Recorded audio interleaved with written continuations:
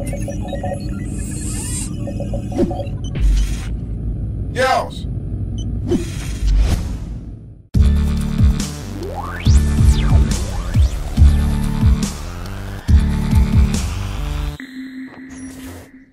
What is up, YouTube? It's Ubu the Tech Guru coming straight at you.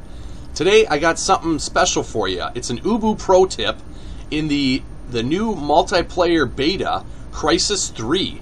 It's a really neat game, and there's a few things that if you're coming from Call of Duty that you should take note of, and I'd really like to point out. So right off the bat, I'd like to point out in the lower right-hand corner, you see some gauges. The very lowest gauge is your stealth gauge. Now, that is activated with the right bumper. So you can see that I'm now in stealth, and it's very hard to see me. Enemies cannot see me very well. But you'll also notice that the meter is going down. Now that's something to keep in mind, that your stealth is not unlimited.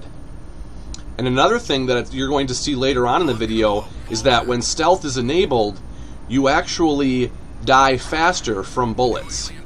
So if I unstealth, you'll see that the gauge replenishes pretty quickly.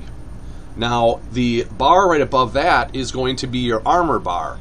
That's activated with the left bumper. Now that does not go down as you're using it. You can see that the bar is not going down, and it just stays that way. The only time it goes down is if you are taking bullets or a frag grenade, or you're being hit by somebody.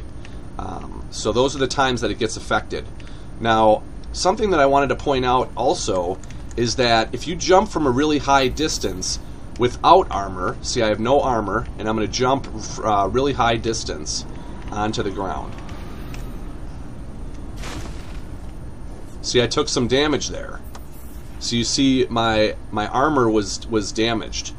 Now, if I do that same jump with armor on,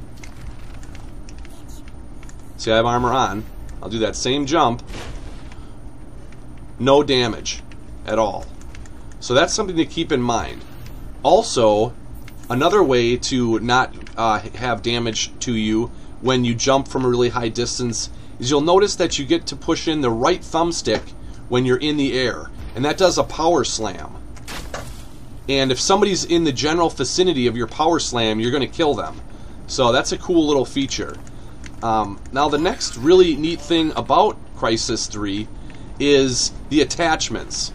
So right now you'll notice in my class I have the underbarrel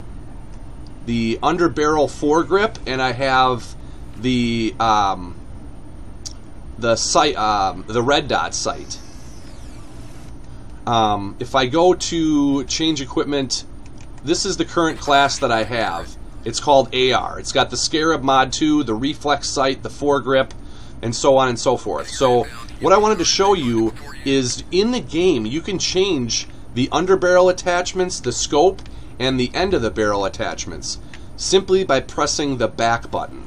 So you press it once and it brings up this neat little, showing you all of your attachments. So if I wanted to change from the reflex to the scope, I hit the B button. Now I have the scope.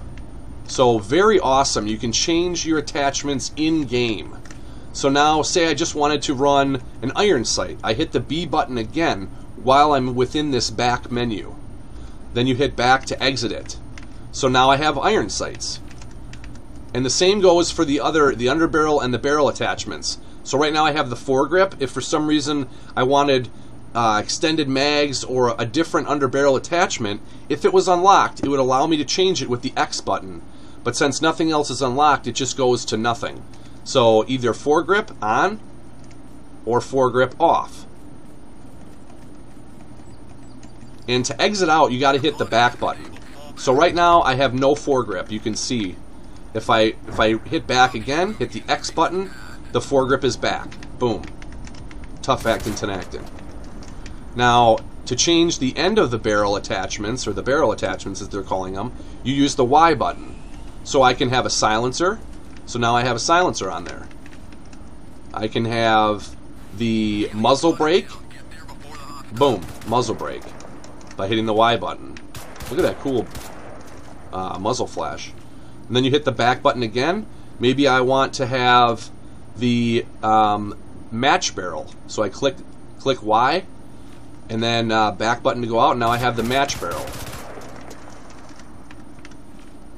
So the back button is going to bring you into this menu. It's very helpful. Allows you to change your class attachments on the fly during the game. Very, very helpful tip.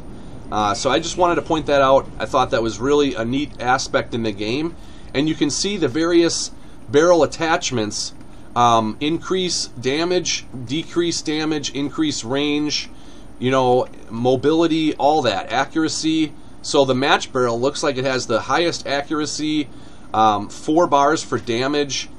You know, silencer really reduces the damage. It's down to 2, you know, so on and so forth. The range gets really good increased with the muzzle brake. You know, the silencer reduces range and damage. So that's a really cool thing.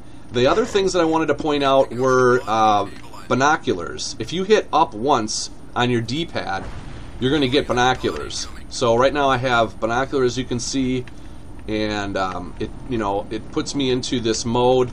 You're very vulnerable in your binocular mode, so I'd suggest if you're going to use them and you're looking for enemies, you know, you go to a secluded spot, put on your your stealth mode, and then you can use your binoculars. To get out of the binoculars, just hit any button. I just hit like B right there. And then finally, thermal vision, or nano vision. Basically, you hold the up button on the D-pad. It is limited though. You can see the gauge on the right, lower right corner. The gauge is going down. Now it's red. It's basically going to run out. So it just ran out. So you don't have unlimited nano vision. Nano vision, it's basically the same thing as heat vision, I would assume. You know, you can heat things get lit up in red, I believe. I haven't used it in game yet, so I could be wrong. Someone correct me if I'm wrong as far as, you know, what your enemies show up as during nano vision. Another really neat feature is the slide move. Now, for people running just the default, sliding is going to be the B button. For me, I run tactical, so it's the right thumbstick. So see, just did a cool little slide. You can shoot while sliding. So that's a really neat feature. And the melee for normal people is going to be the right thumbstick. For me, it's the B button. The melee is very powerful in this game.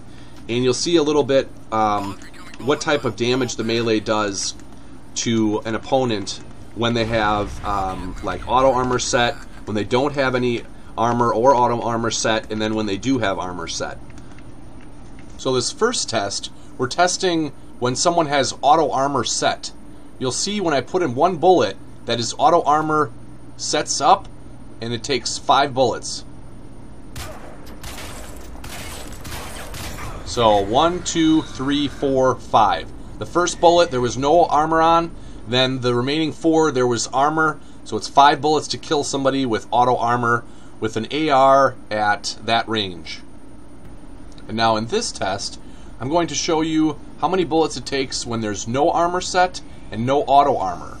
1, 2, 3, 4. 4 bullets when there's no armor and no auto armor. Okay, so for this test, we're testing when somebody has their armor preset. You'll see his nanosuit light up in red. So right there, it's activated. 1, 2, 3, 4, 5, 6. 6 bullets to kill when you have your armor activated. And now for this test, I wanted to see how many bullets it takes to kill someone when they're in stealth mode. So you'll see him activate his stealth.